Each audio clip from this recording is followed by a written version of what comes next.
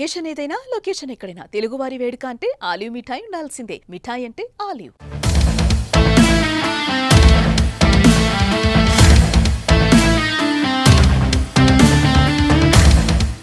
Operation Sindoor తో పాకిస్తాన్ దాని పెంపుడు ఉగ్రవాదుల్ని భారత్ హడలెత్తించింది. పహల్గాం ఉగ్రదాడికి పాల్పడిన లష్కరే తోయిబాతో పాటు జైషే మహమ్మద్ ఉగ్రవాదుల్ని వెతికి వేటాడి చంపేసింది. అత్యంత ఖచ్చితమైన ఇంటెలిజెన్స్ సమాచారంతో పాకిస్తాన్ పై భారత్ క్షిపణి దాడులు చేసింది. ముఖ్యంగా పీఓకేతో పాటు పాక్ పంజాబ్ ప్రావిన్సుల్లోని 9 ఉగ్ర స్థావరాలపై 24 దాడుల్ని చేసింది. ఈ దాడుల్లో మొత్తం 80 నుంచి 100 వరకు ఉగ్రవాదులు మరణించినట్లు సమాచారం. ఉగ్రవాదానికి పాల్పడితే మీ దేశంలో ఎక్కడికైనా వచ్చి ఉగ్రవాదుల్ని తుదముట్టిస్తామని పాకిస్తాన్ కి భారత్ గట్టి హెచ్చరికలు పంపింది.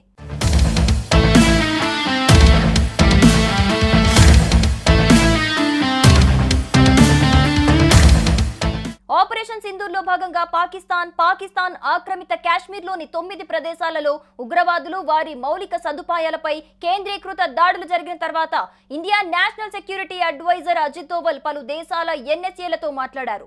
తన ఎన్ఎస్ఏ సహచరులకు యుద్ధంకు సంబంధించి తీసుకున్న చర్యలు, అమలు విధానం గురించి వివరించారు. అయితే ఈ యుద్ధం తీవ్రతరం కానిది, సంయమనంతో కూడినది అని ఆయన సహచరులకు తెలిపారు.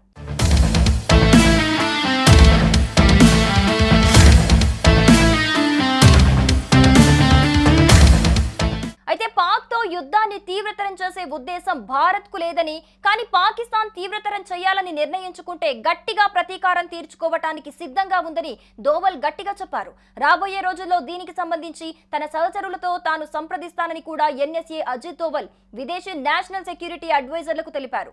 ఇదే సందర్భంలో ఈ దాడికి బాధ్యులను జవాబుదారీగా ఉంచాలనే నిబద్ధతకు తాము కట్టుబడి ఉన్నామని కూడా ఆయన విదేశీ ప్రతినిధులకు వెల్లడించారు.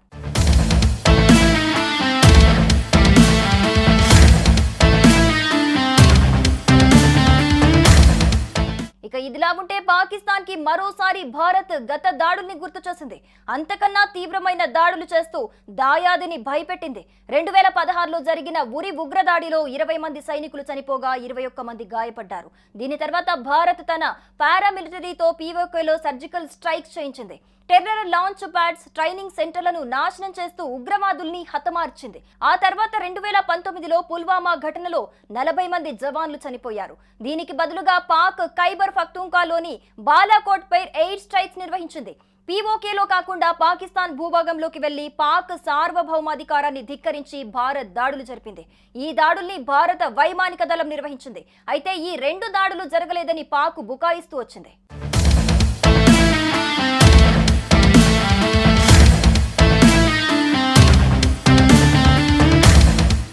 అయితే ఇప్పుడు జరిగిన ఆపరేషన్ సింధూర్ అంతకు మించి పాకిస్తాన్ వణికించింది.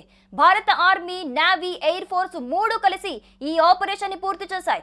గతంలో కన్నా భిన్నంగా తమపై భారత్ దాడి చేసిందని పాకిస్తాన్ ఒప్పుకుంది. Surgical strikes plus Balakot strikes కలిస్తే ఆపరేషన్ సింధూర్ గా చెప్పొచ్చు.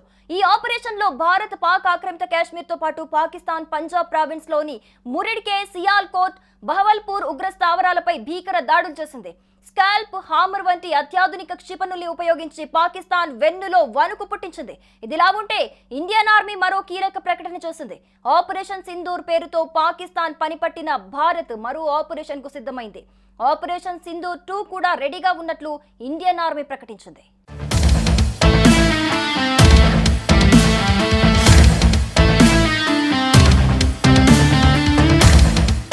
సుమన్ టీవీలో మీ పర్సనల్ అండ్ బిజినెస్ ప్రమోషన్స్ కోసం కింది నెంబర్కి కాంటాక్ట్ చేయండి.